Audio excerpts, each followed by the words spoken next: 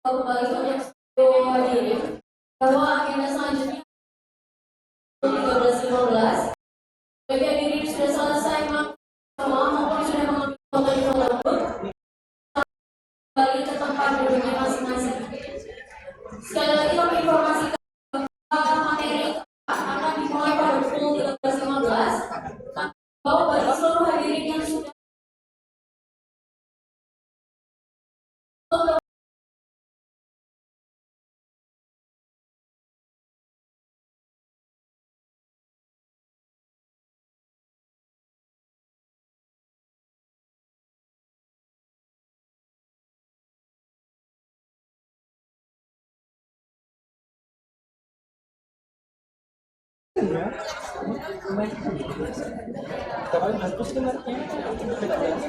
tapi level tinggi lagi ya apa? Bisa pakai kursi untuk segini ya.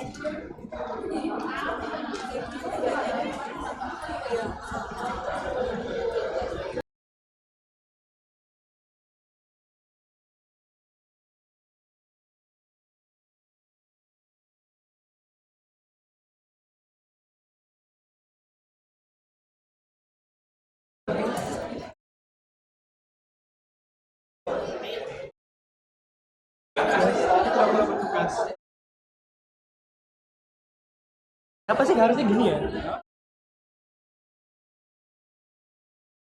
Ya kayak gitu. Ya, ya nggak apa-apa ya.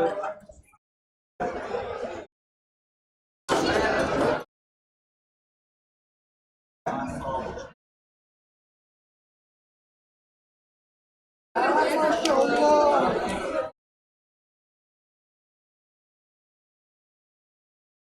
Fasilitator. Aku nggak tahu fasilitator yang mana. Aku nunggu.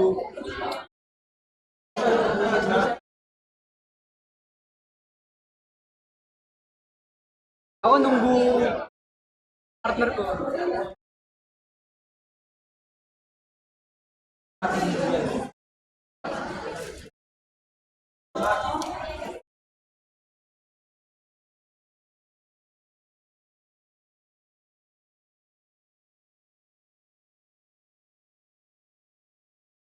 Yang satu dua. Earbud ya, earphone ya.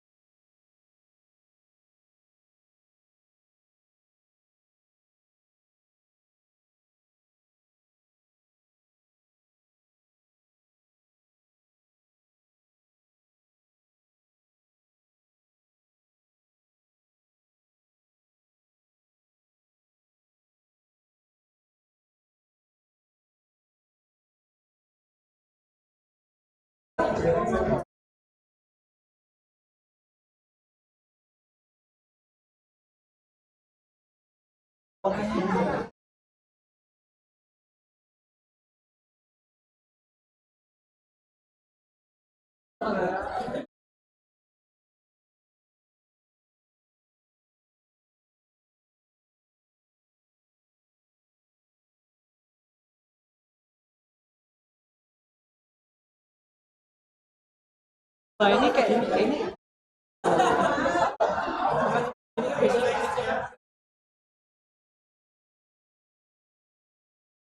Kan di sini ya, di bagian sini ya.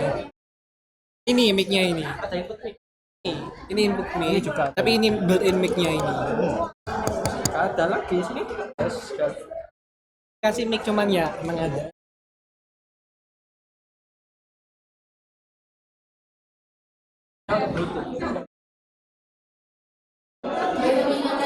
sekali lagi kepada seluruh peserta skenario bahwa materi keempat 13.15 bagi peserta yang sudah selesai isoman dan sudah selesai mengambil foto di foto booth, kami angkat untuk segera kembali ke tempat duduk. Lagi kami informasikan bahwa materi keempat akan dimulai pada pukul 13.15 bagi seluruh peserta yang sudah selesai melakukan isoman dan sudah selesai mengambil foto di foto booth, kami himbau untuk segera kembali ke tempat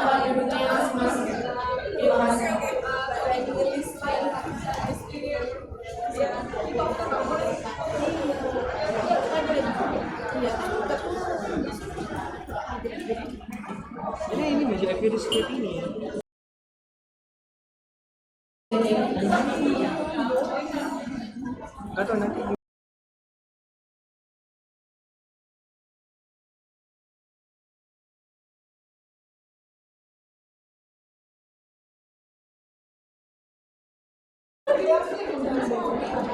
Main apa ya? Lebih di main. Nanti tak ikut lagi. Mau join USI. Oh, sebagai pegawai saya mempunyai skill set yang sangat diverse. Bukan dan nongkrong di dalam USI itu jadinya Mas Hendra, Mas Riko, Mas Tio, bisa.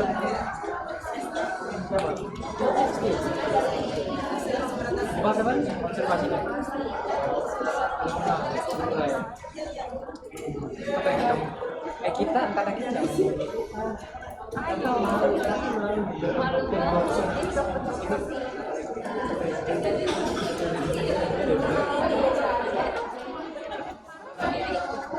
Itu ada short area.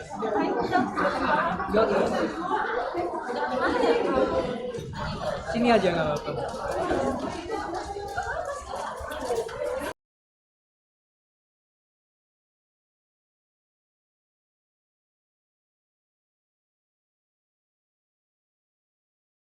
Baik, kami informasikan sekali lagi seluruh hadirin bahwa acara akan segera dimulai dalam 3 menit lagi. Bagi hadirin yang sudah selesai mengambil soma dan sudah selesai mengambil foto booth, kami himbau untuk segera kembali ke tempat duduknya masing-masing. Sekali lagi kami informasikan bahwa acara akan kembali dimulai dalam 3 menit lagi.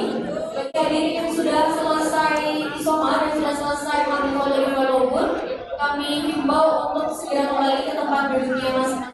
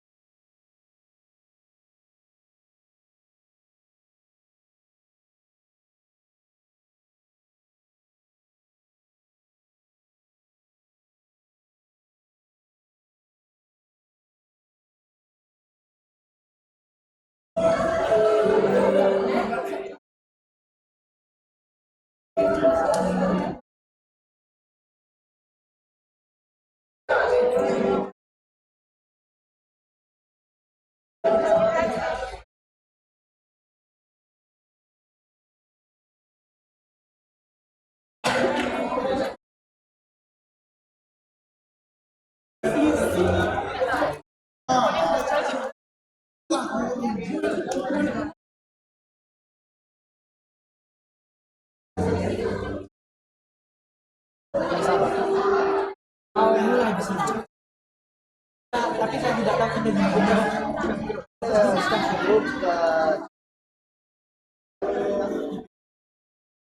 Ini masih tahu semua.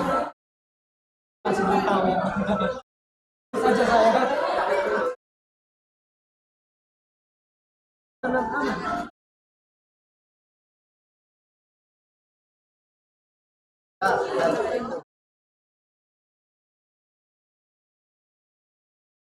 Kasih ketua.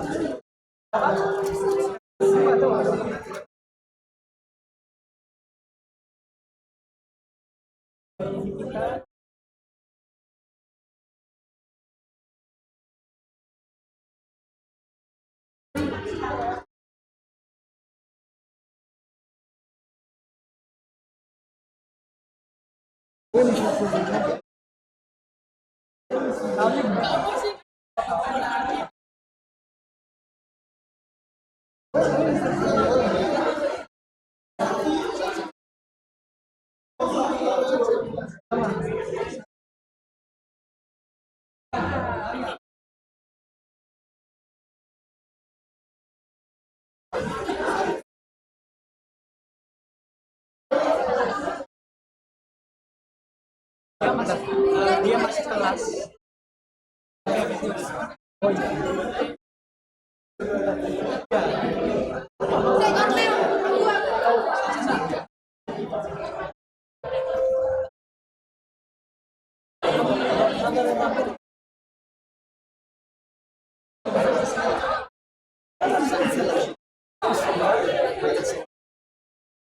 Kata minta maaf. Saya mau ikut campur. Waduh.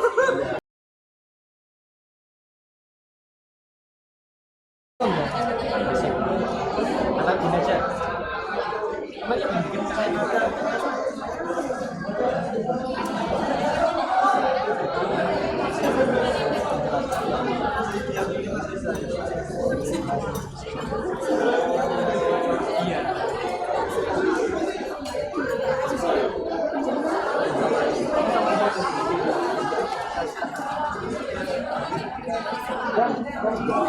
Habis ini kita mau mulai, tapi kita dulu arahan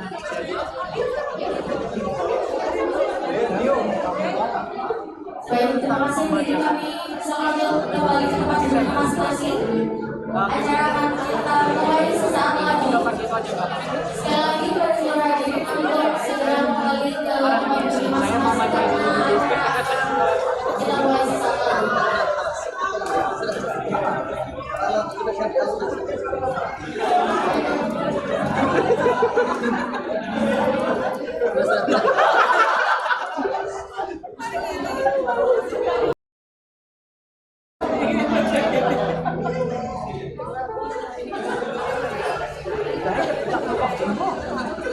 Baik, selamat siang Bapak Ibu Dokter sekalian.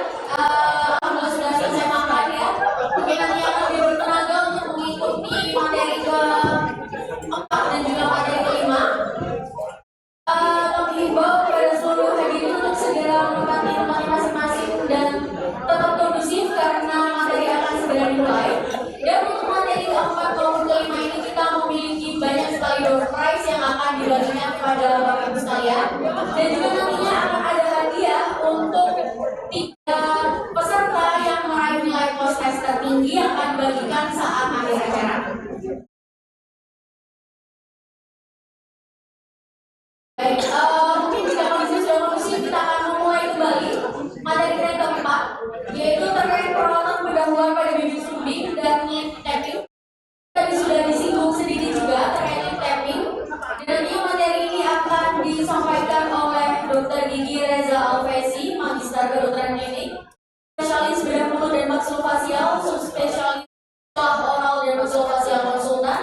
Dan pada sesi ini akan dipadu dan dimoderatori oleh Dr. Gigi Ayufa Mulyardanti. Dan mungkin tanpa berlama-lama lagi, mungkin kami mohon bantunya panitia untuk menutup pintu yang ada di depan dan juga di belakang agar kondisi. Terima kasih. Sembari menunggu kegiatan yang ada di sisi kanan panggung selesai, akan kita mulai materinya supaya nanti semua bisa terfokus kepada materi yang akan disampaikan. Baik, jika semuanya sudah selesai, langsung saja kami undang Dr. Gigi Ayufa Mulyardanti untuk memandu jalannya acara ini.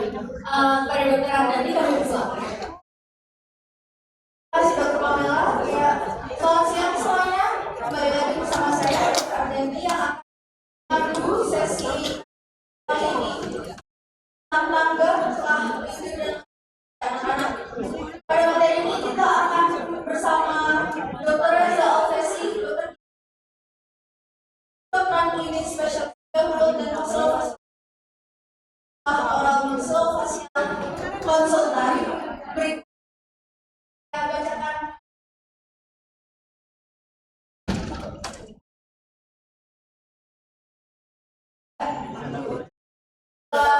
CV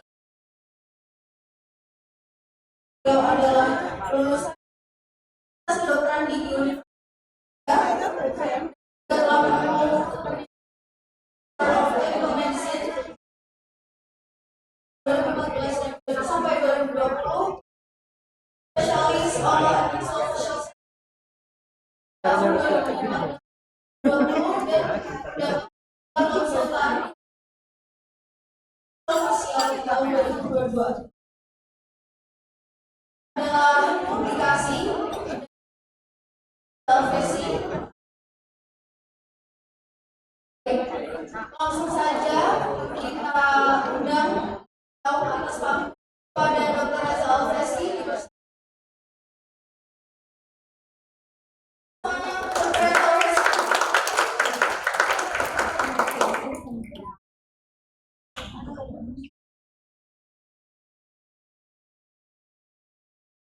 Masih semangat Bapak Ibu sekalian?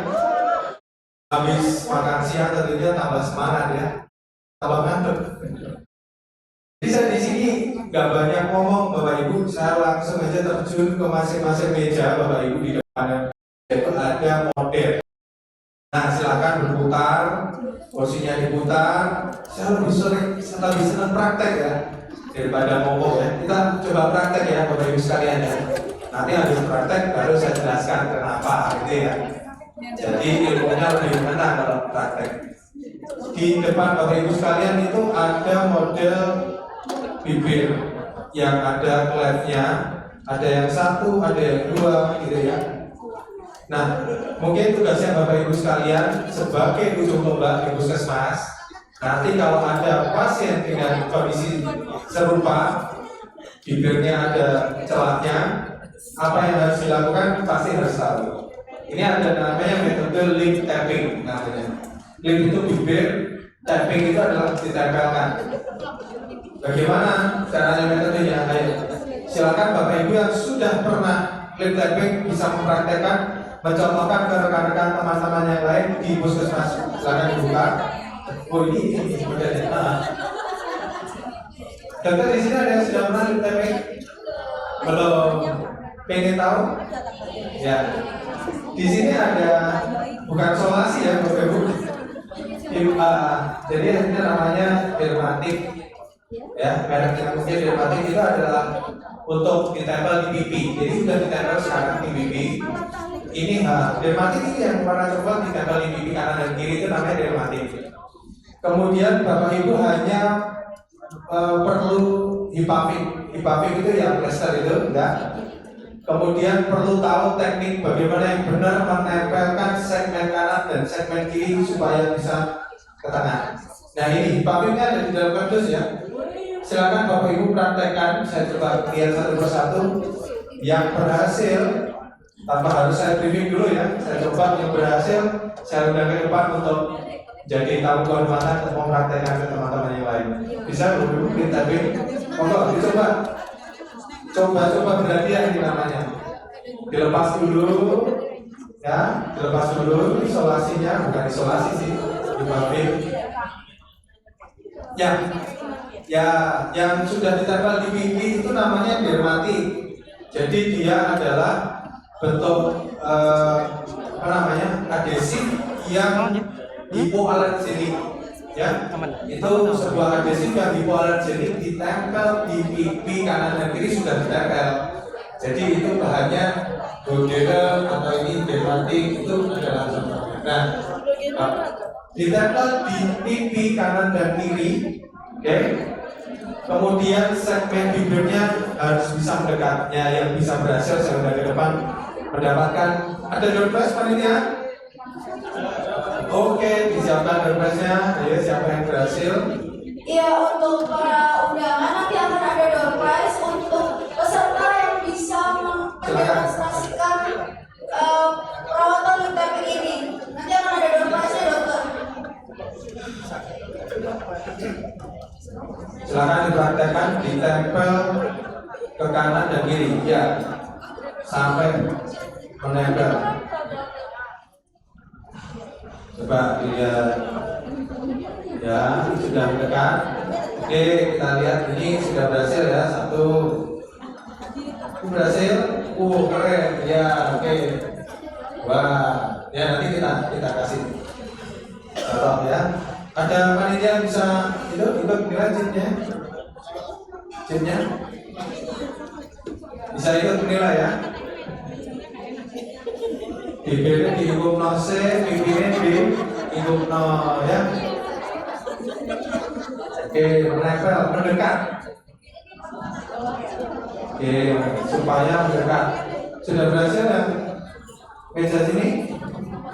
Gampang lepas? Coba dicoba lagi, kalau lepas coba lagi. Ditempel yang kuat. Nah ini pasien punya otot kuat sehingga nempelnya lebih kuat ya. Coba, saya pengen penasaran, pengen tahu tanpa dilatih bisa atau enggak ya? Luar biasa, ternyata banyak yang sudah bisa ya, Bapak Ibu sekalian ya. Nah ini kita cukup terbantu dengan adanya ring tapping ini, cukup terbantu pada saat operasi lukanya atau lebar celahnya itu tidak terlalu lebar, jadi bisa dibantu dengan ring tapping awal. Wah ini berhasil. Apakah bisa mendekat? Nah ini bilateral ya tadi ya, 2 ya. Nah ini untuk main ini. Yang mana sudah berhasil? Oke ya bagus. Coba kita lihat contoh dari meja yang ada di ujung sini ya. Berani memperhatikan ke depan? Silakan saya berkenan volunteer. Silakan dong. Atau ada komponen yang berani volunteer? 1 orang volunteer. Silakan dokter. Yang angkat tangan duluan silakan, yang dari belakang ya, kita maju ke depan ya. Mau dokter? Pinjam mic ya teman-teman. Dari puskesmas. Mau dokter? 1 orang boleh, 10 orang juga nggak apa-apa. Mau.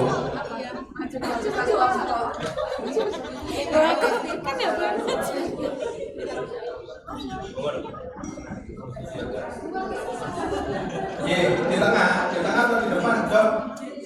Di sini ya. Oke, Dok. Gimana? Apa tahapannya apa yang bisa disebutkan, di-share? Tahapannya ini apa? Saya juga masih belajar ini dari kelompok 5 Dari mana Dok sebelumnya? kelompok 5 saya bilang tadi foto yang untuk fasilitas lainnya di meja 5 bersama tim yang pernah saya kajari. Memang ini hanya boleh ditempelkan di depan saja, tidak terlalu karena di sini sepertinya ini adalah tipe bilateral. Saya bilateral, jadi hanya ditempelkan, kemudian dilakukan perawatan prosedur mulut ke komunitas. Mulai kapan ditempelkan? Ibu lahir ya. Iya. Kemudian disampaikan ke pasien yang evaluasi dan kemudian perawatan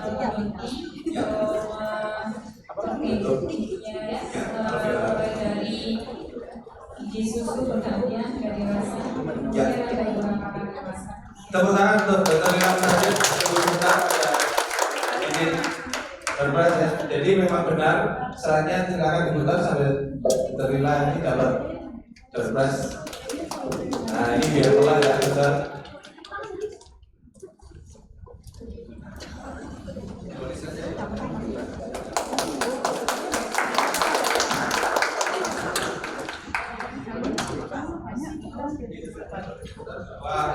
Tahapan untuk perawatan endosuming itu kita lihat dulu mas. Kita punya kriteria rule of 10. Tadi yang sudah disampaikan oleh Prof. Sidi itu kita mengajar 10. 10 itu 10 apa? 10 apa?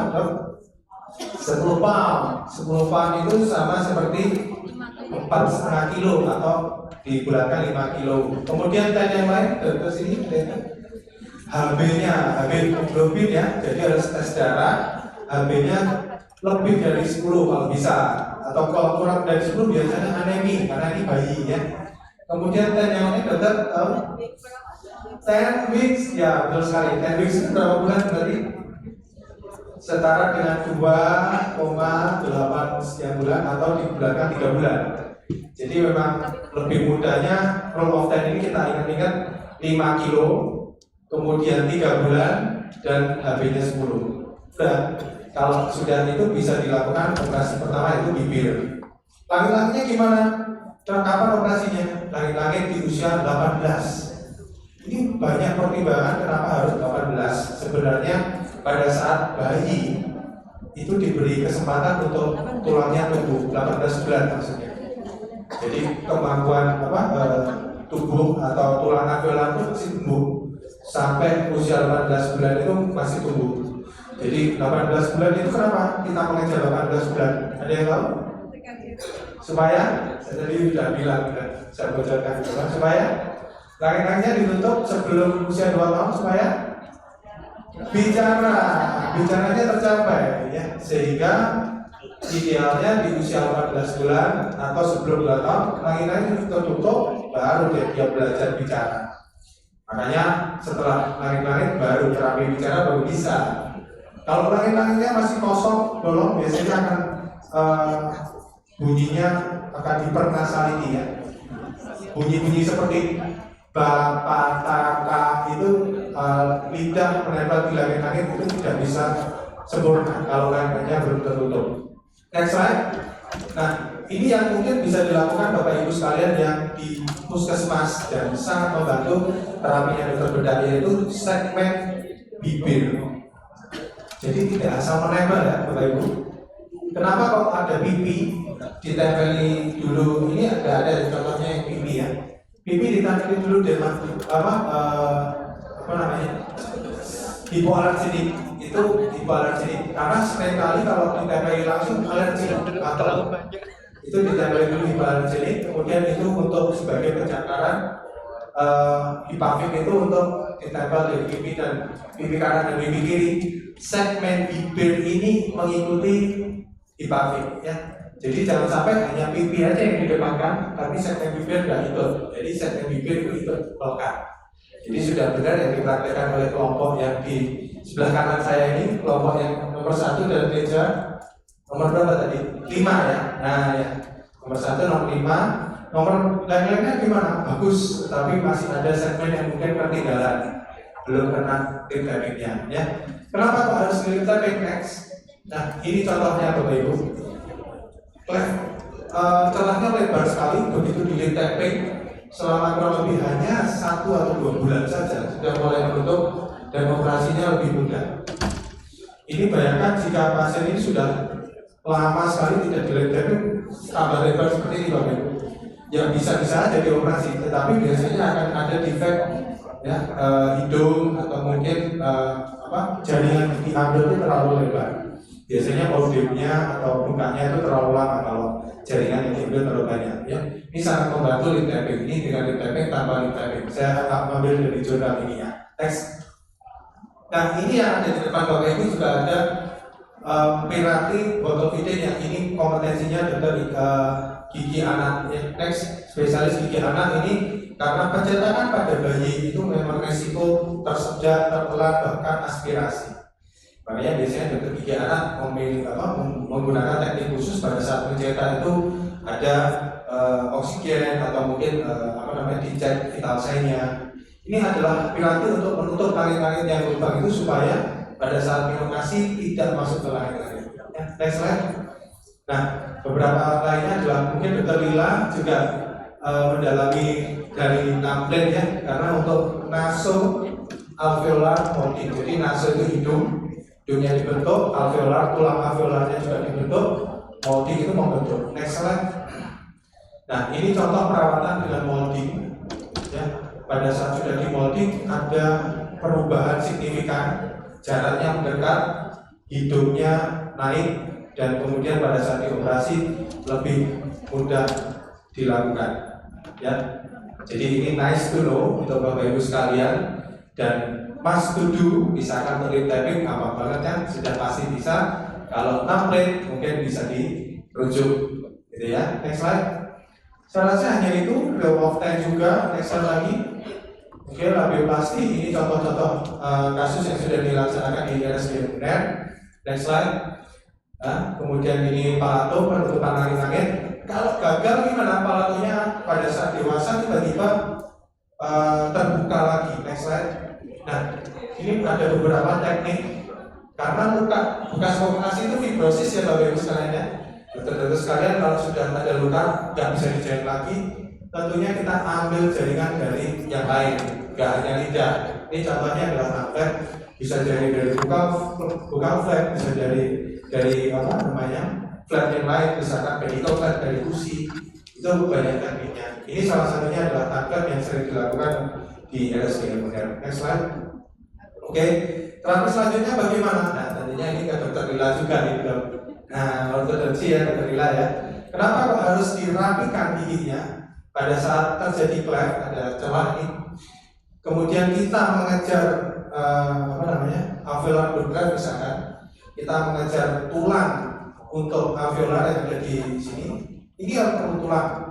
Tetapi celahnya ini masih tertutup gigi. Nah, makanya giginya dirapikan oleh teman-teman ortodonsi. Pada saat sudah giginya rapi, celahnya ini akan ukurannya akan diketahui dan akan lebih presisi untuk mengambil graft.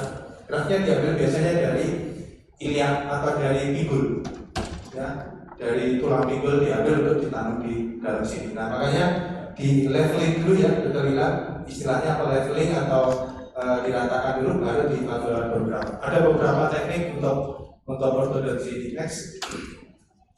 Atau mungkin alternatif lainnya, misalkan masih belum cepat nih alveolar program, ya dilakukan berarti prostodonsi ya, tidak sih gigi palsu ya.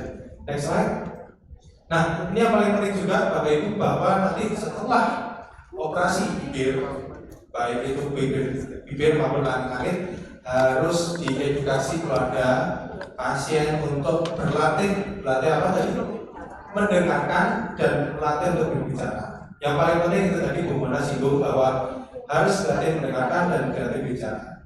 Jadi sudah di testimoni juga oleh kader kita dari bibir suling ini, kalau berlatih mendengarkan dan berlatih bicara meskipun di usia dewasa 18 tahun waktu itu berhasil untuk artikulasinya lebih jelas. Ini ya, berlatih bicara. Ya cukup, saya saja.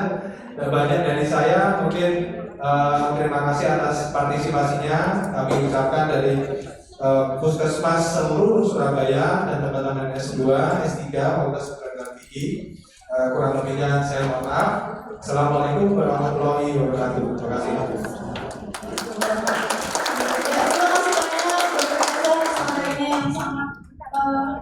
Sangat baru ya, mungkin yang masih banyak yang belum tahu tentang kreatif ini.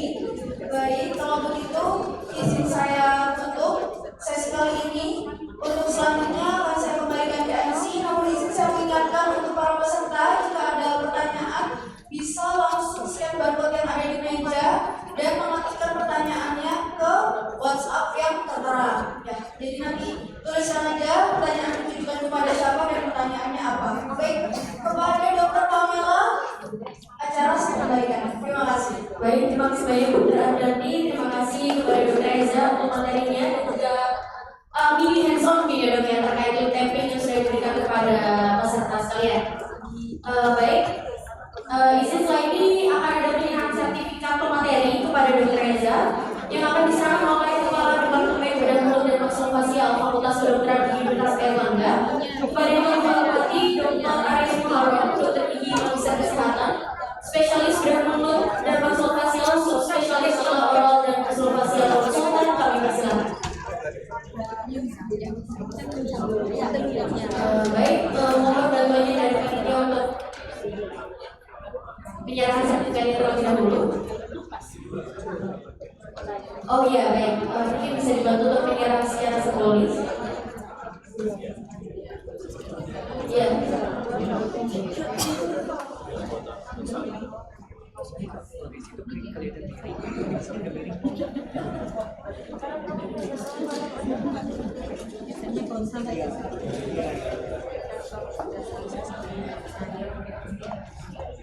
Iya.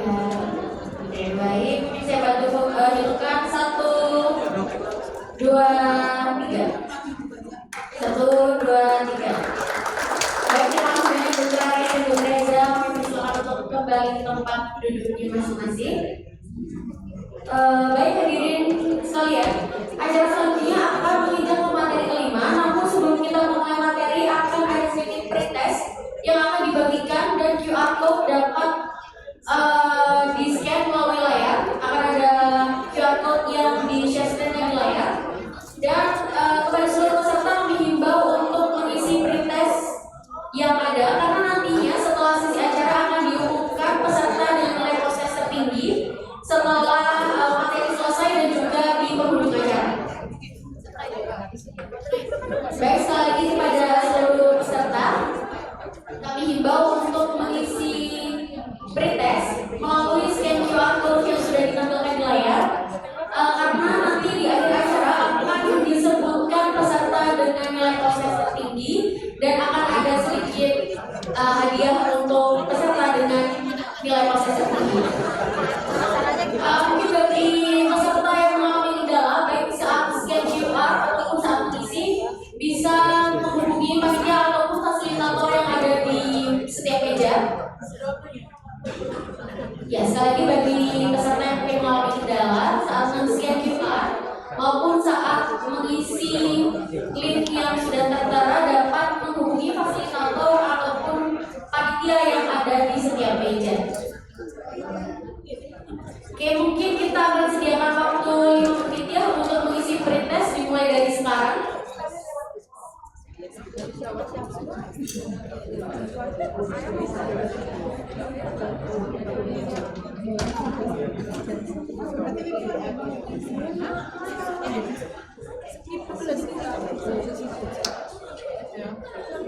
Ya, mungkin yang saat scan QR kemudian muncul advertisement bisa di-skip saja.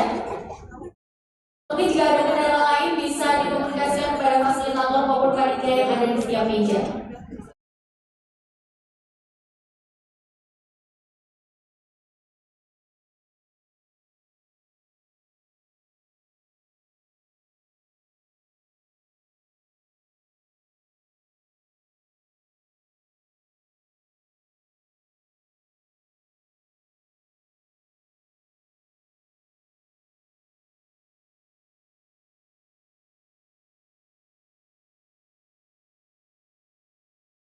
Untuk link pretest dapat diisi ke pukul 13.48.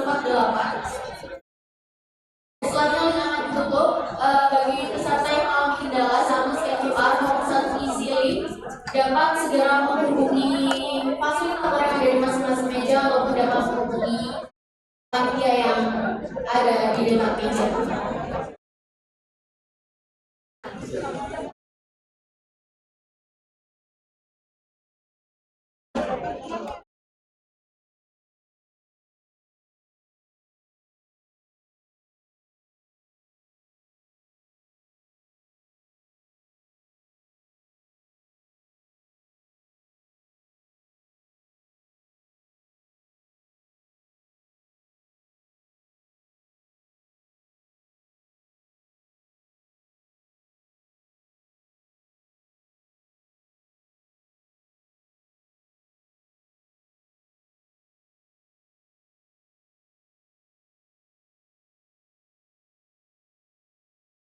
Kami beri waktu 3 menit lagi untuk mengisi link.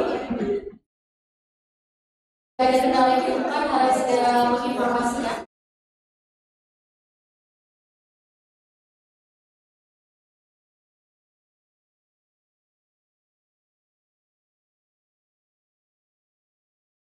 Setelah pretest ini akan ada pemaparan materi dari Bapak Dominikus yang terkait dengan nutritional label, di mana setelahnya juga akan diikuti dengan proses. Dan di penghujung acara akan diumumkan 3 peserta dengan nilai proses terbaik yang nantinya akan mendapatkan sedikit hadiah dari panitia acara.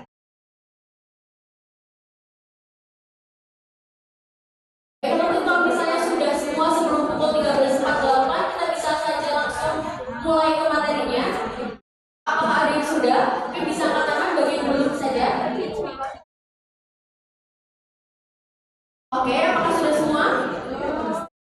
Baik dokter, kami akan tunggu sebentar.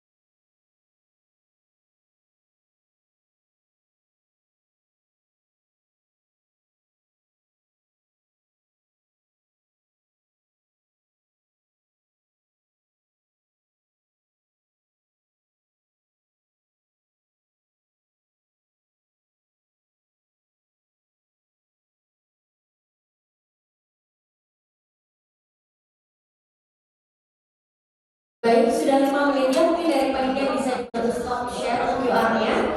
Kita akan menginjak materi berikutnya, sekaligus materi penutup pada acara seminar kita pada pagi hari ini. Maaf, pada siang hari ini, yang akan disampaikan oleh Bapak Doni Kusanditya Apakah, Sarjana Gizi Master of Public Health, dan akan dipandu serta dimoderatori oleh Dr. Diki Usidari Gia Permata. Pada Dr. Gia, kami persilakan untuk mengambil alih acara.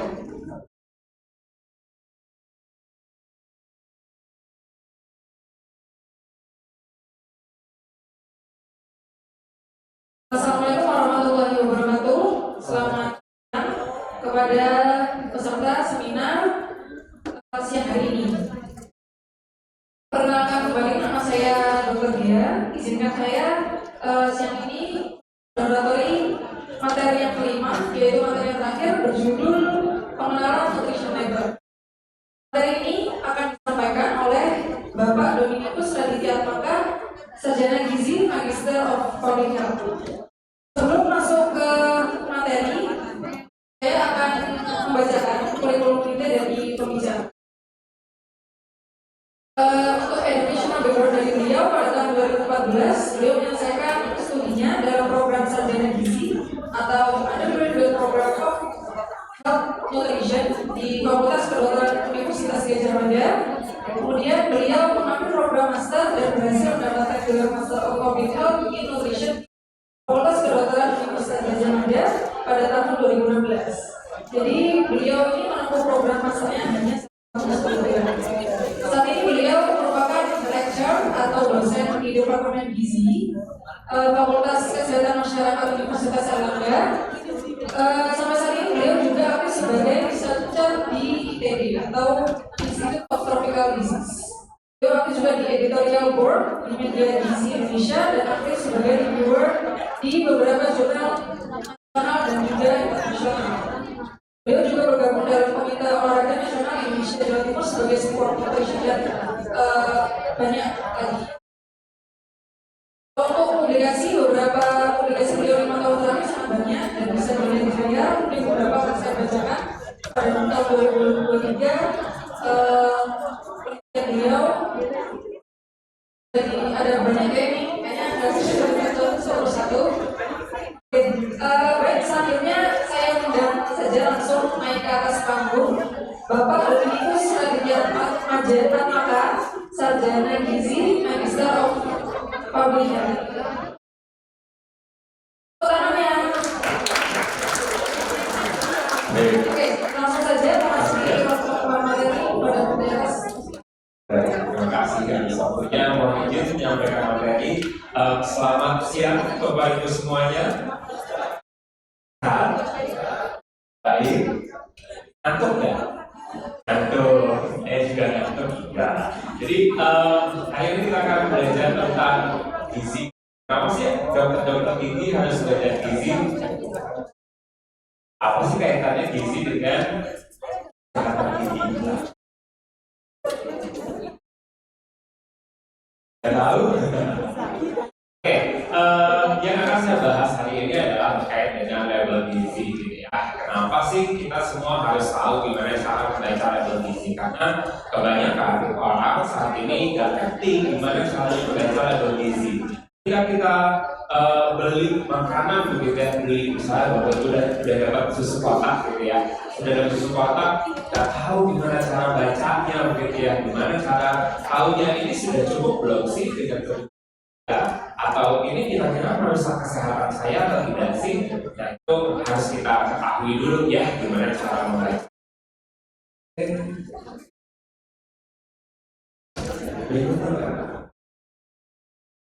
Nah, apa sih sebenarnya yang kita maksud dengan label gizi makanan gitu ya? Jadi label gizi makanan itu adalah semua informasi yang melekat pada kemasan dari makanan gitu ya. Jadi termasuk dari grade-nya, apa saja bahan penyusunnya, kapan tanggal kadaluarsanya, terus informasi gizi di dalamnya, siapa yang memproduksi dan sebagainya.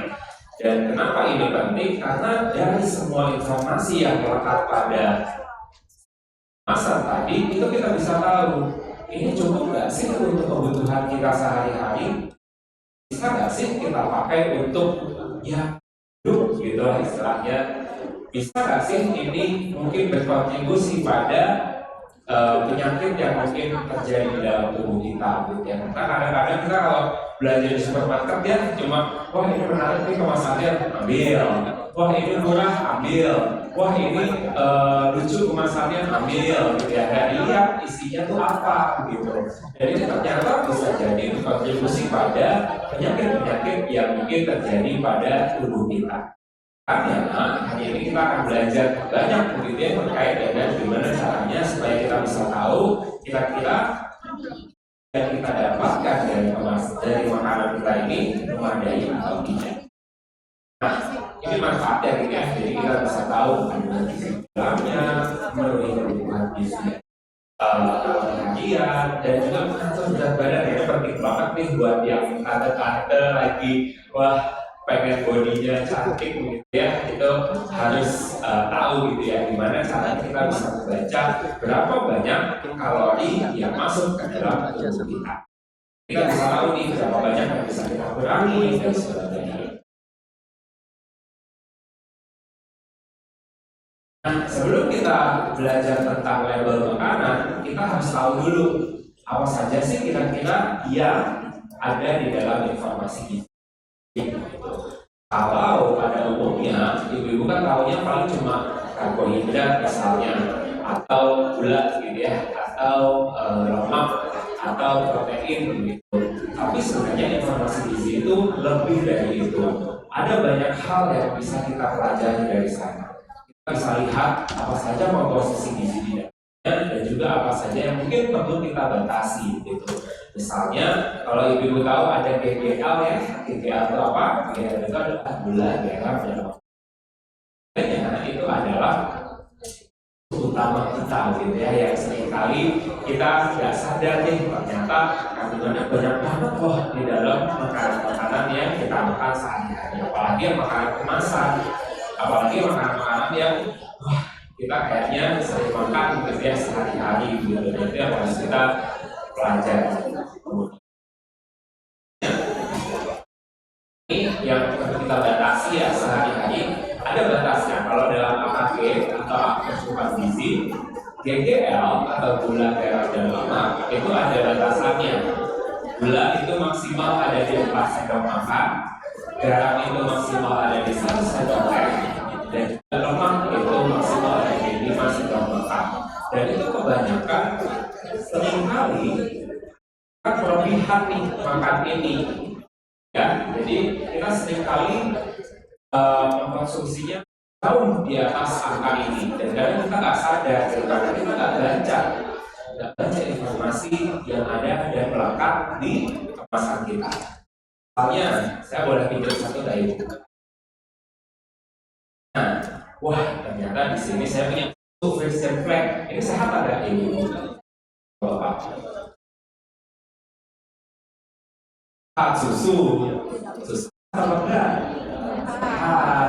Tapi ketika kita lihat di dalamnya, wih, isinya ada gulanya 22 gram misalnya. 22 gram itu berarti berapa?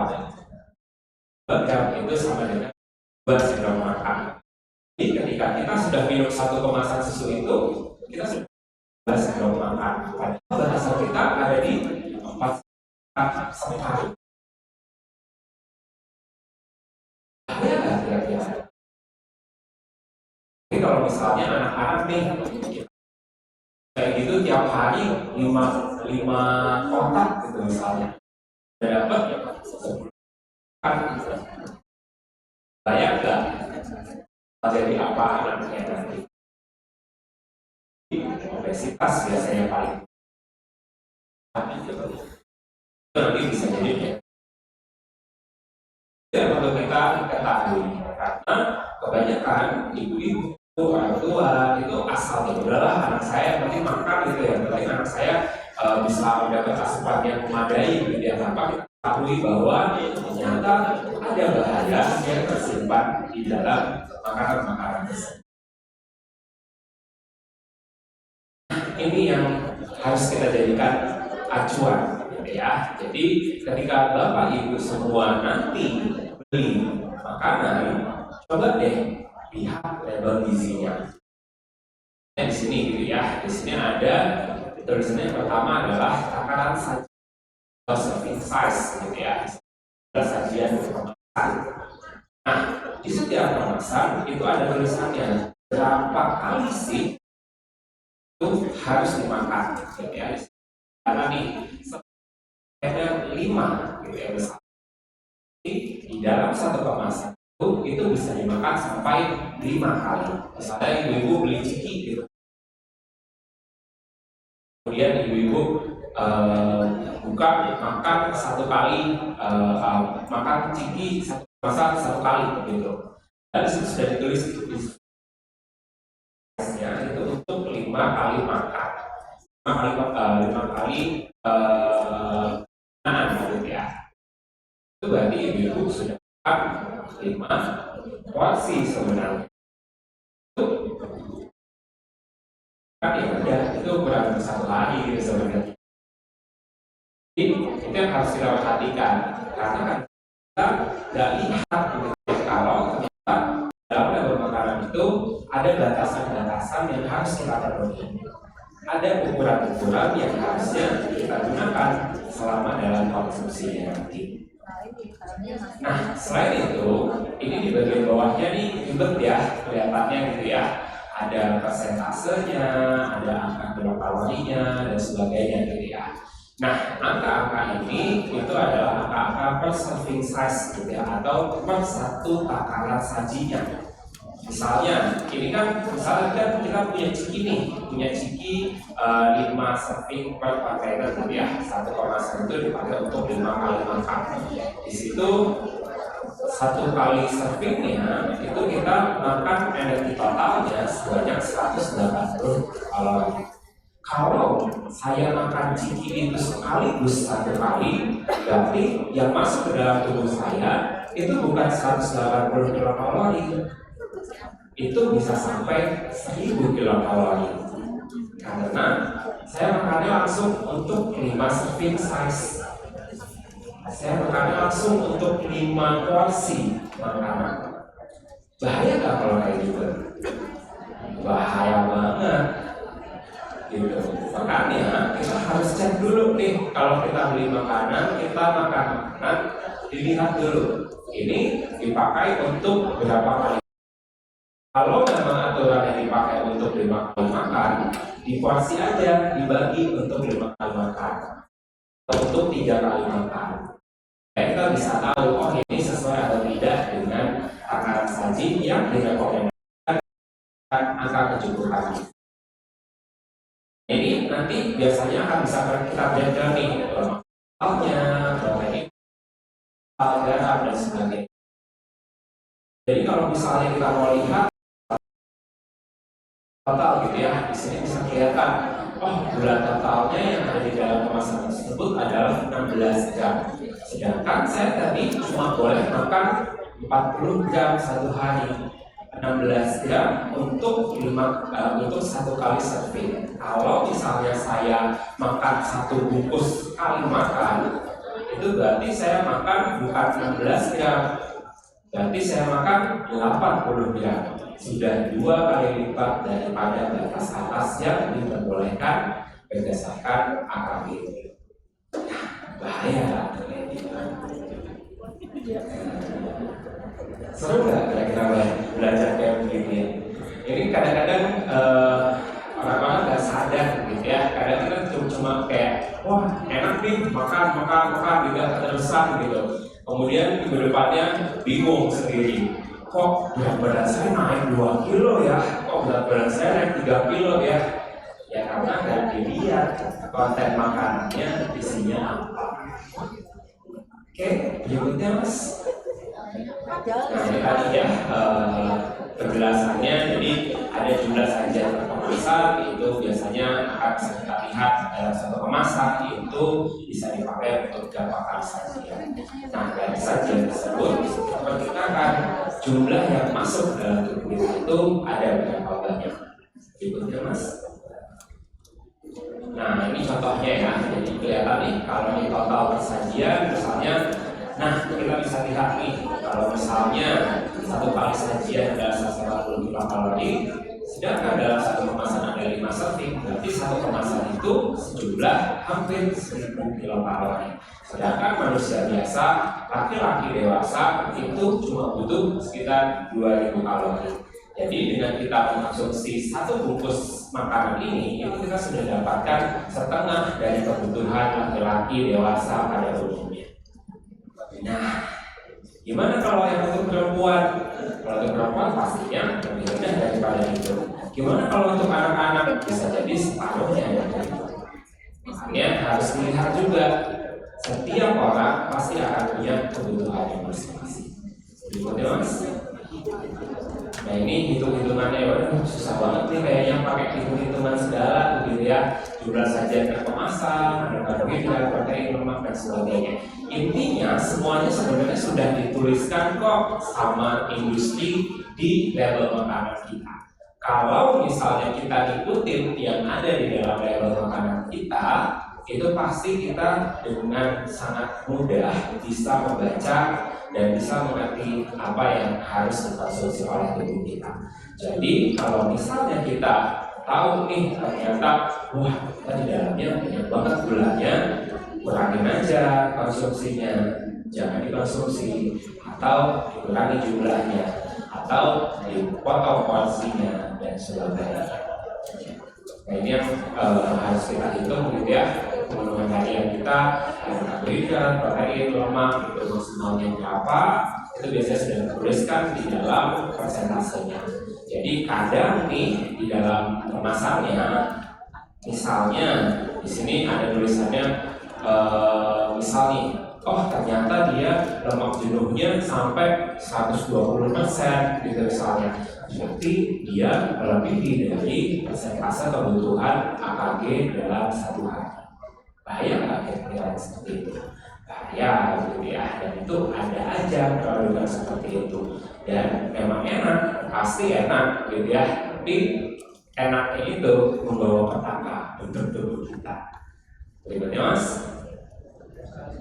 Nah, mari kita hitung kebutuhan gizi kita gitu ya. Jadi Bapak Ibu mungkin waktu kuliah pernah dapat ya cara menghitung kebutuhan gizi gitu. Nah, gampangnya setiap laki-laki dewasa itu biasanya butuh sekitar 2000 kilokalori. Perempuan dewasa itu butuh sekitar 1800 kilokalori. Nah, kita lihat nih, misalnya dalam satu kemasan, oh ternyata dia energi totalnya adalah 150 kalori. Berarti 150 kalori itu berapa persen dari kebutuhan harian kita? Bisa sampai 10%, 15% gitu ya, atau 5% dan sebagainya. Tinggal kita kalikan aja berapa banyak yang bisa kita konsumsi. yang boleh kita konsumsi dalam satu hari untuk produk tersebut. Jadi gampang hitungnya sebenarnya. Kita tinggal perkirakan aja yang ada di dalam makanan kita tuh apa saja dan berapa banyak kalori ada di dalamnya. Berarti Mas?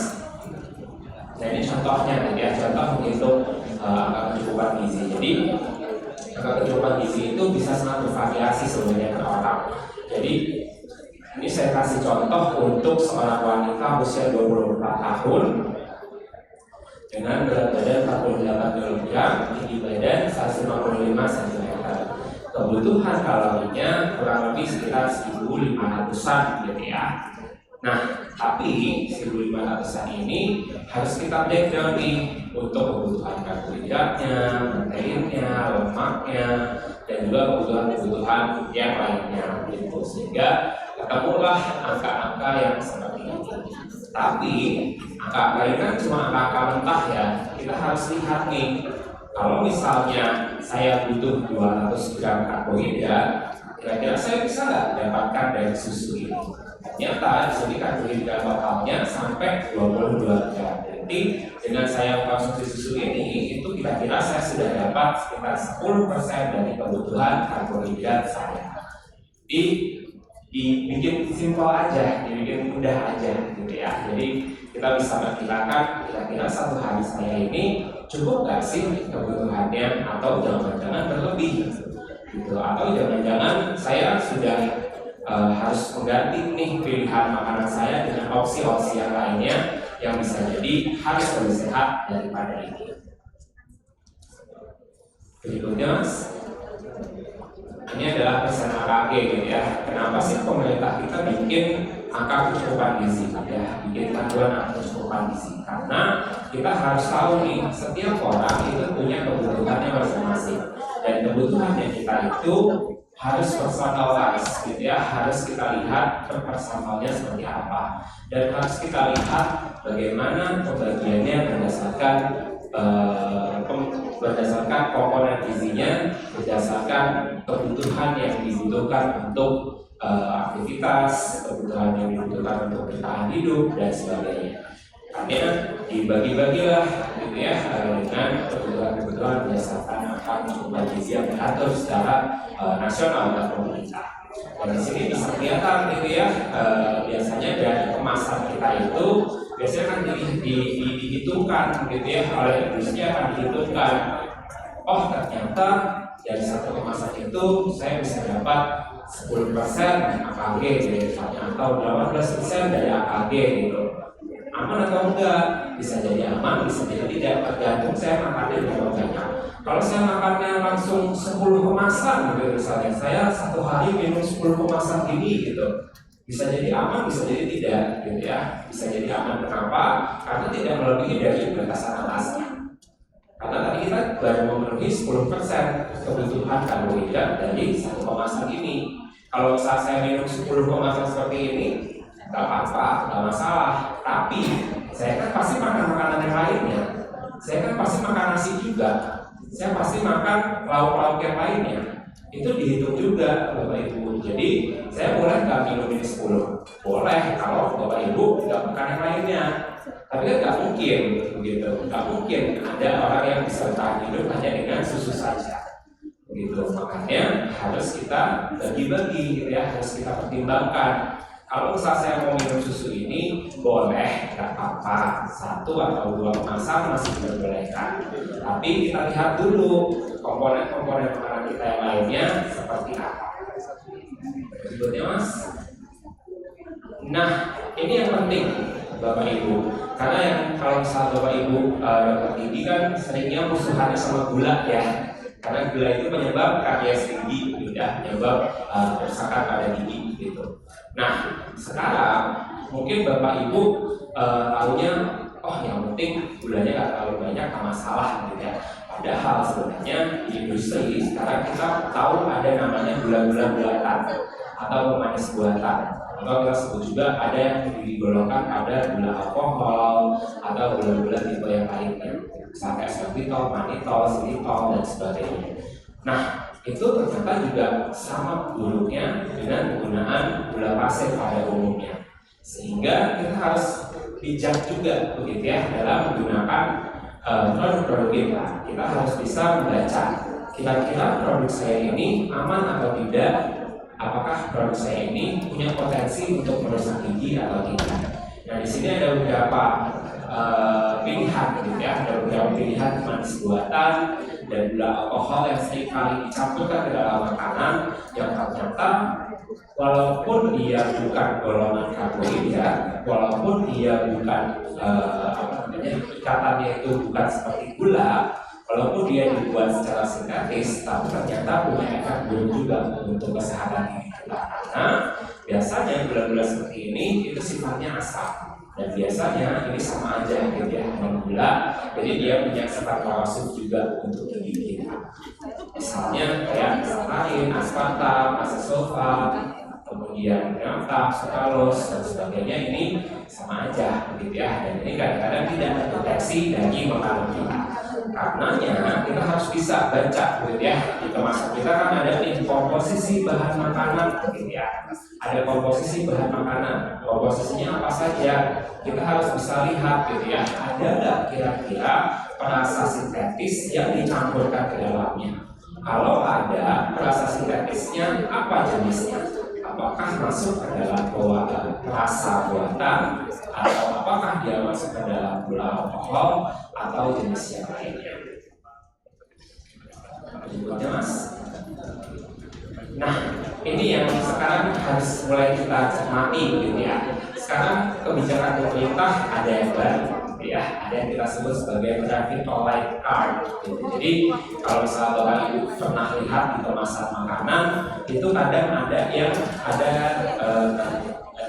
ada warna-warnanya, gitu ya. Ada warna-warnanya yang menjelaskan bahwa dia aman atau tidak. Jadi kita seperti traffic light card, gitu ya. Jadi nanti di situ akan kelihatan ada warna merah, hijau, atau kuning. Kalau misalnya dia ada warna merahnya, berarti sebenarnya dia sudah berbahaya kontennya. Bisa dia terlalu tinggi, atau dia mungkin punya komponen-komponen yang bisa jadi membahayakan untuk tubuh kita. Misalnya penggunaan gula, garam, atau lemak yang jumlahnya terlalu banyak. Jadi itu biasanya akan menjadi salah satu batasan gitu ya dari makanan kita. Kalau kita lihat nih, kayak misalnya di kemasan kita kayak di gambar itu gitu ya. Kalau misalnya kita lihat, wah ternyata fatnya kita atau lemak kita ini sudah masuk di taraf yang merah gitu ya, sudah masuk di taraf yang dia terlalu tinggi gitu. Berarti kita harus bijak nih. Berarti dari makanan kita secara total itu kita harus mulai mengurangi fatnya. Kalau misalnya kita mau mengkonsumsi ini, berarti kita harus mengkompensasinya dari makanan-makanan lain. Jadi makanan lainnya mungkin fatnya bisa kita turunkan sehingga kita tetap bisa makan. Atau kita bisa eliminasi makanan-makanan yang mungkin ada golongan-golongan yang berbahaya tadi. Jadi bisa kita lihat apakah makanan tersebut aman atau tidak. Gampang ya seperti itu. Jadi kalau misalnya kita lihat makanan kita, oh ternyata ada gambarnya ini warna merah gitu. Ini berarti kita harus mulai kurangi jumlahnya atau bisa kita substitusi dengan makanan lainnya. Berikutnya, baik, mungkin itu dulu materi dari saya. Kira-kira mudah ya dibayangkan, dan kira-kira nanti mungkin kalau misalnya Bapak Ibu punya pasien kemudian tanya, ini aman gak ya dok untuk anak saya, ya dok untuk saya gitu ya, itu nanti bisa dijelaskan gitu gimana cara belajarnya, bentuknya dan sebagainya. Mungkin itu dulu dari saya, terima kasih. Terima kasih Bapak Ibu. Selanjutnya kita masuk ke sesi Q&A, tanya jawab. Mungkin ada dari peserta yang mau menanyakan langsung kepada Bapak Dominikus, dipersilakan.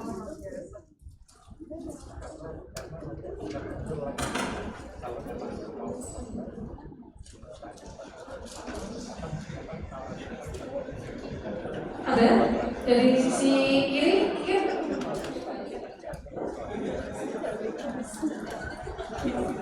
Oh, ya. Selamat siang, saya Olivia dari Mas Vino. Ini bertanya ya, kita kan sering kalau turun ke lapangan posyandu, ke PAUD, ke TK, biasanya kan kita kalau periksa screening gitu secara cepat gitu ada beberapa yang ADS gitu ya. Terus kita juga bisa banyak tanya sama ibu, dok, ini anak saya kalau 0 sampai 2 tahun kita tetap kalau bisa 6 bulan pertama itu masih eksklusif ya. Tapi karena beberapa yang bekerja gini-gini tetap ada yang pakai susu formula. Mesti tanyakan susunya apa ya dok yang aman. Ayo bingung ya dok. Gimana kalau yang aman? Sebenarnya sih nggak ada harus susu apa kan ya sebenarnya ya. Cuma mungkin kalau beberapa kali saya seminar dengan yang dari dokter spesialis Indo itu bilangnya jam waktunya, jam cara minumnya seperti itu. Tapi atau mungkin dari sisi dari gizinya apa mungkin bisa diperlihatkan gitu ya, apa mungkin kita spesifik ini atau apa gitu. Itu yang pertama. Terus yang kedua terkait dengan santet dan itu kalau di kampus mas ada beberapa kasus yang oke memang dia stunting ternyata di konsultan desa dapat apa namanya kayak susu dari resep dari desa ya. Sebenarnya sih saya juga nggak penasaran sebenarnya ini desa ini bedanya apa ya dengan susu yang lainnya ya. Lainnya tuh tinggi protein, cuman yang lainnya tuh apa gitu loh. Yang kedua, kemudian yang ketiga sekalian ya. Kalau misalnya di TK tahun itu ada beberapa yang kita melihat ini kayaknya anak ini akan ke arah ADHD nih. Biasanya kalau ke arah ADHD itu tunjuknya dia tingkahnya itu banyak, hiperaktif juga di luar. Nah, beberapa itu kita sarankan untuk konsumsi proteinnya dikurangi. Nah, atau jadi misalnya kayak tanya, terus seperti gimana ya dia? Jadi kalau udah ada apa kayaknya ini anak ini ada ke arah hiperaktif. Nah, kalau kita konsultasikan ke kita untuk dari susunya atau mungkin dari makanannya, dari sisi gizinya yang bisa untuk anak ke arah ADHD hiperaktif itu seperti apa? Terima kasih. Mungkin bisa dijawab. Baik, terima kasih untuk pertanyaannya, bagus banget gitu ya. Jadi memang kalau kita lihat dari susu anak gitu ya, sebenarnya bedanya di mana gitu ya. Sebenarnya susu anak itu mirip-mirip gitu ya, komposisinya mirip-mirip dan sebagainya. Cuma memang ada beberapa susu formula yang memang dia spesialis gitu ya, dibuat untuk kondisi-kondisi medis. Sebenarnya kalau kita lihat mana sih sebenarnya susu yang paling baik gitu ya? Apakah susu yang bentuknya bubuk yang sudah diformulasikan tadi atau susu segar gitu ya? Sebenarnya paling baik itu adalah susu segar tanpa campuran apapun. Jadi kalau misalnya kita berikan gitu ya, berikan susu ke anaknya selama dia tidak ada alergi, selama dia tidak ada penolakan, tidak ada intoleransi, berikan aja susu segar gitu ya, misalnya susu UHT gitu ya, yang tidak ada rasanya gitu. Itu justru yang paling baik itu, karena itu yang paling bisa dicerna oleh tubuh kita. Tapi ketika kita tahu nih, ternyata anaknya itu butuh formula khusus gitu ya, misalnya dia ada laktos intoleran gitu ya, sehingga dia tidak boleh makan laktosa. Jadi kita pilihkan nih formula yang biasanya tidak ada laktosa di dalamnya, laktosanya sudah ditarik gitu, sehingga biasanya nanti kita punya pilihan-pilihannya nih, ada opsi-opsi yang laktos tadi. Biasanya kalau dalam spesialis anak, mereka memang akan menyesuaikan dengan kondisi-kondisi dari anaknya. Jadi kalau misalnya anaknya dia butuhnya mungkin yang tidak ada laktosanya atau yang proteinnya sudah dihidrolize misalnya karena dia mungkin tidak bisa mencerna protein, atau yang mungkin lemaknya sudah dihilangkan misalnya, ada banyak pilihannya gitu ya. Kalau dia tidak ada kondisi-kondisi medis yang sangat spesifik, sebenarnya susu apapun boleh gitu ya, susu segar boleh, susu bubuk boleh gitu, tidak ada batasan apapun gitu. Tapi kalau misalnya memang ada kondisi medis tertentu, baru kita resepkan untuk pemberian susu-susu yang memang spesifik gitu ya, yang memang disesuaikan dengan kondisi medis dia. Nah, kalau masalah hiperaktif tadi ya, hiperaktif atau autism atau ADHD, memang sampai sekarang diet yang approve itu adalah gluten free, casein free, gitu ya. Jadi kita pilihkan makanan-makanan yang tidak ada glutennya atau rendah gluten dan rendah casein. Gluten itu dari mana? Gitu. Gluten itu biasanya didapatkan dari tepung gandum, gitu ya, gandum-ganduman, termasuk di dalamnya roti-rotian, cake dan sebagainya itu termasuk dalam gluten yang mengandung gluten, gitu ya. Jadi biasanya akan kita batasi sekali, gitu ya, jumlahnya. Atau casein source, gitu ya, bahan-bahan yang mengandung kasein. Jadi kasein itu biasanya didapatkan dari produk susu, tapi sekarang susu sendiri sudah banyak yang kaseinnya sudah ditarik, gitu ya, sehingga ada susu-susu yang dia sudah kasein free. Itu biasanya akan diberikan pada pasien-pasien dengan kecenderungan ADHD, TTP, dan sebagainya. Jadi biasanya batasannya di dua itu, gitu ya, gluten free dan juga kasein free.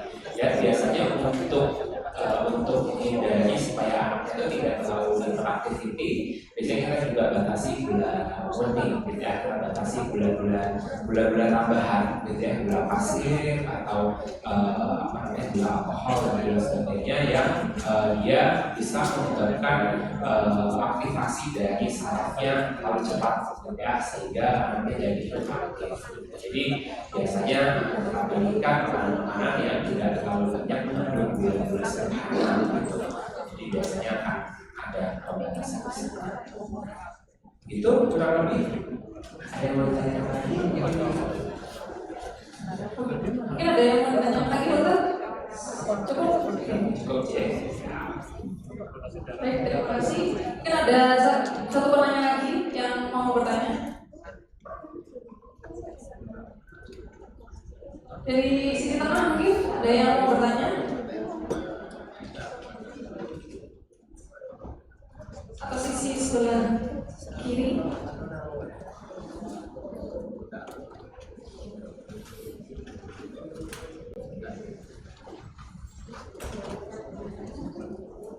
Baik, jika sudah tidak ada pertanyaan lagi, mungkin nanti setelah ini ada FGD ya, Pak.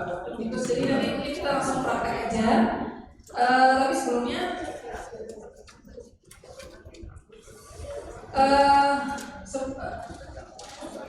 saya akhiri dulu sesi pemberian materi ini. Selanjutnya nanti akan dipandu oleh MC untuk sesi forum group discussion. Saya ucapkan terima kasih kepada Bapak Dominikus yang sudah memberikan materi ini luar biasa, sangat bermanfaat. Saya akhiri. Mohon maaf jika ada kekurangan. Wassalamualaikum warahmatullahi wabarakatuh. Selamat siang. Waalaikumsalam. Terima kasih banyak Dokter Tia. Terima kasih banyak Bapak Dominikus untuk materinya, dan selain itu kita juga akan ada fokus discussion, ada praktek untuk mengukur takaran gizi ya, ikut dari nutrition level yang tadi sudah dijelaskan. Namun sebelumnya akan ada proses terlebih dahulu. Boleh dibantu share screen untuk panitia? Baik, di depan sudah ada QR code untuk post test. Kami himbau kepada seluruh peserta untuk men-scan kode QR yang tertera di layar dan mengisi post test. Kami berikan waktu 5 menit dimulai dari sekarang dan akan berakhir pada pukul 14.30.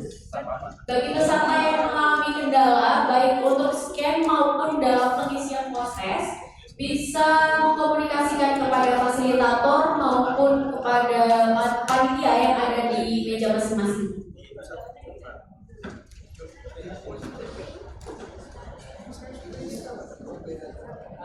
Nantinya pada akhir acara, pada penutupan akan diumumkan peserta dengan nilai proses terbaik dan tercepat ya Bapak Ibu sekalian. Jadi nanti akan ada tiga peserta yang dipilih. Kita pilih dari yang terbaik dan juga yang paling cepat submit. Jadi misalnya ada 4 orang yang dapat nilai 100, maka yang terikut 3 pertama adalah yang akan kita berikan hadiah. Oke, mungkin fasilitator maupun panitia di dekat meja bisa dibantu untuk peserta apabila ada kendala dalam men-scan QR.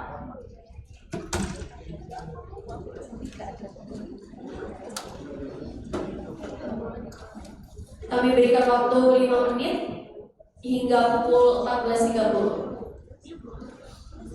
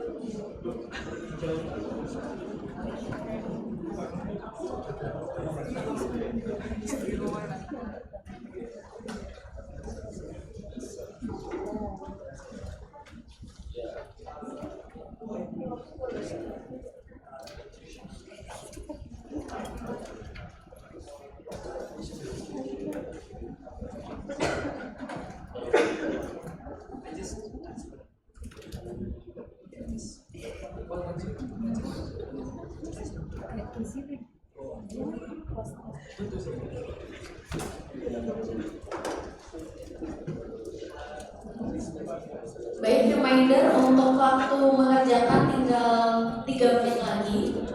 Bagi peserta yang mengalami kendala dalam scan QR maupun saat pengisian bisa segera menghubungi panitia atau fasilitator yang ada di sekitar meja.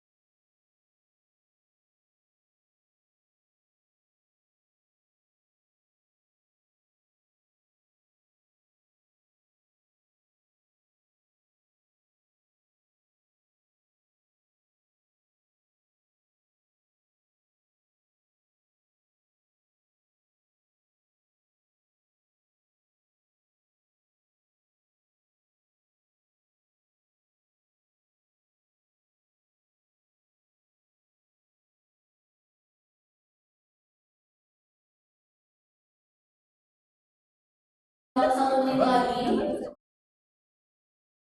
dalam pengisian.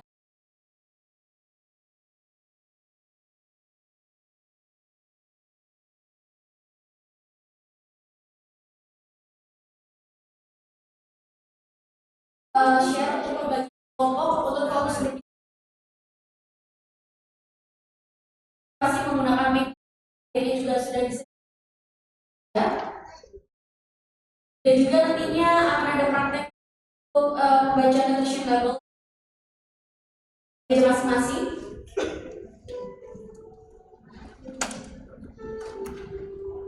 Oke, baik, karena jam sudah menunjukkan pukul 14.30, maka link post testnya akan kami tutup.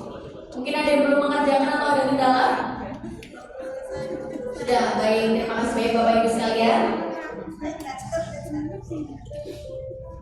Oke, nanti mungkin di setiap meja akan ada 2 orang fasilitator dan juga akan ada beberapa panitia yang mendampingi di sekitar meja untuk membantu Bapak Ibu sekalian apabila ada kesulitan saat melakukan praktik edukasi. Mungkin bisa kami cek dari masing-masing meja apakah sudah ada fasilitatornya? Sudah? Tidak ada meja yang kosong ya? Oke, dari meja 1 mungkin. Meja 2. Meja 1 apakah ada fasilitatornya?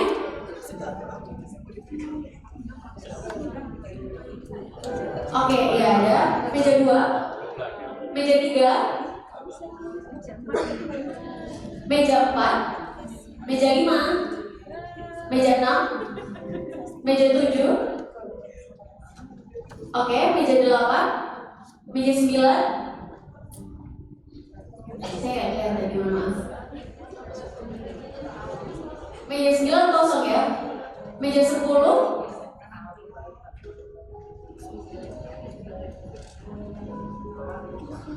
Oh kosong, oke baik.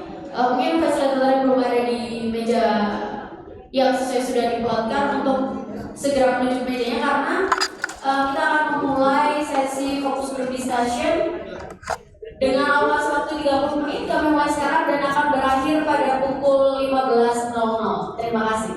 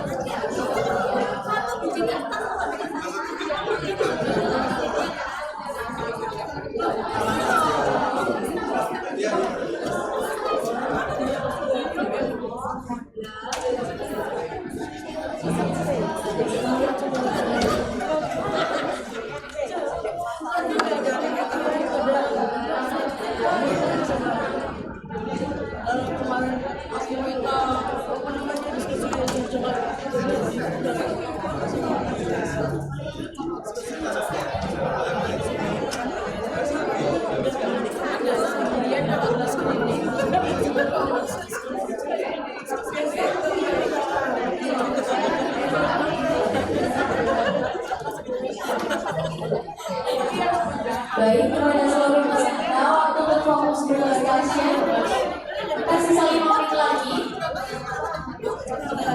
Jadi untuk jawaban khususnya sudah record dan nilai terbaiknya sudah kami pegang. 5 menit lagi yang kita lakukan untuk peserta dengan nilai proses tertinggi sekaligus berbeda untuk peserta dengan nilai proses tertinggi.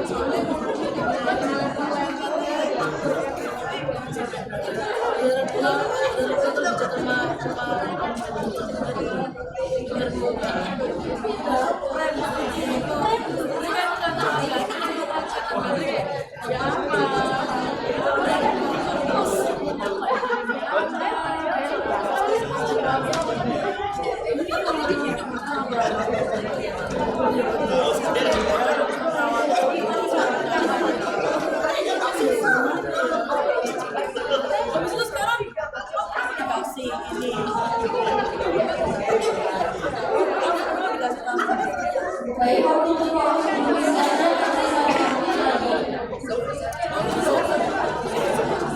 Selanjutnya kita lakukan peserta dengan nilai proses tertinggi.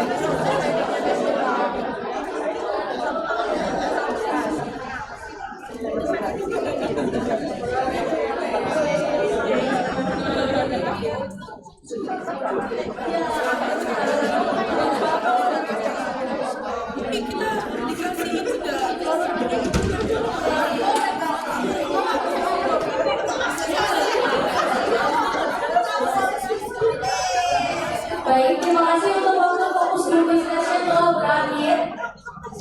Ya mungkin diskusinya bisa dilanjut di kesempatan yang lain atau mungkin bisa dilanjutkan diskusinya di forum grup WhatsApp. Kami himbau kepada seluruh peserta untuk tetap kondusif karena acara masih berlangsung. Dan setelah ini akan kita umumkan 3 peserta dengan nilai proses tertinggi. Kemudian akan diberikan sedikit hadiah dari panitia. Baik, apakah semua kelompok sudah selesai berdiskusi? Oke, kami anggap sudah ya. Baik, selain ada pengumuman peserta dengan 3 nilai proses tertinggi dari panitia mungkin ada drum roll. Oh, tidak apa-apa. Baik, yang pertama ada Dr. Gigi Galih Pambayun dari Puskesmas Piyung dengan nilai 90. Berikan tangan kepada beliau yang ada Dr. Galih. Selamat dan kedua ada Dr. Gigi Kustiayu Mega dari Puskesmas Balasung.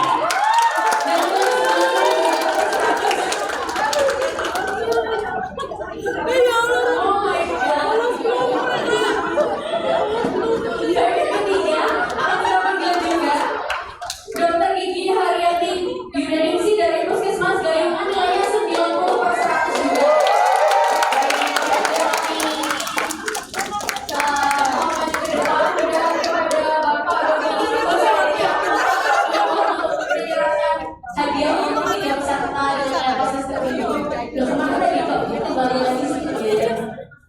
Baik untuk Dokter Gali, Dokter Lucy Ayu Mega dan Dokter Haryanti. Ya, mohon maju ke depan. Bisa tepuk tangan sekali lagi untuk beliau.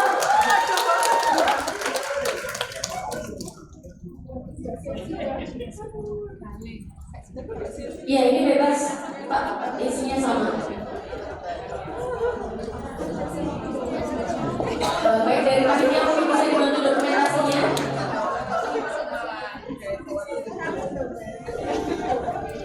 Oke, saya bantu hitungkan satu, belum ya? Oh, sudah. Baik, yang saya lagi 1, 2, 3. Baik, selanjutnya sekali lagi 1, 2, 3.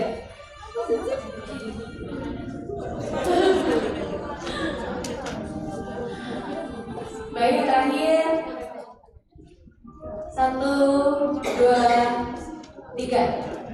Mungkin sekali lagi foto bersama ya, tiga-tiganya ya.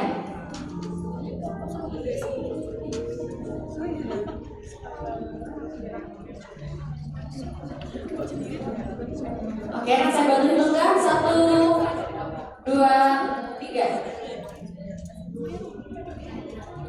Ya, terima kasih banyak kepada seluruh peserta. Kami harap kembali ke tempatnya masing-masing.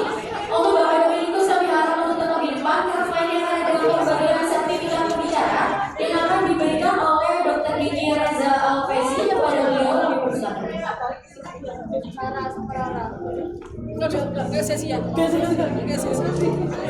Dari panitia mau dibantu untuk dokumentasinya.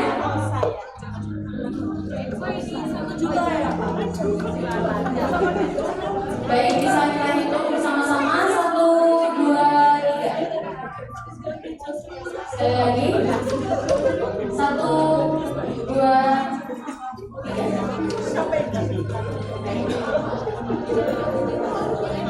Oke, baik. Terima kasih banyak Pak Dominikus untuk materinya pada siang hari ini.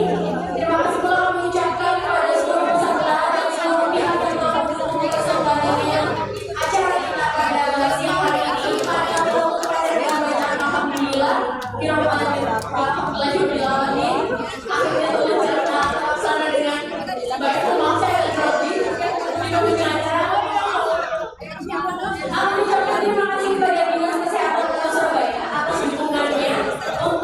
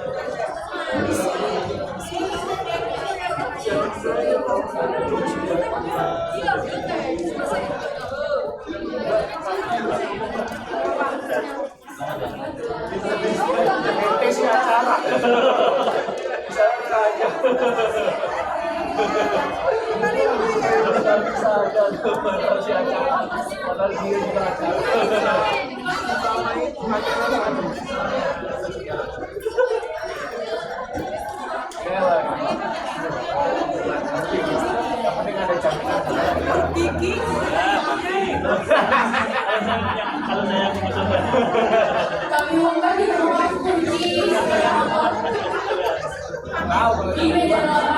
Kami umumkan sekali lagi ada kunci sepeda motor yang tertinggal di meja 8. Bagi peserta yang merasa kunci motor yang tertinggal bisa segera menuju ke meja operator.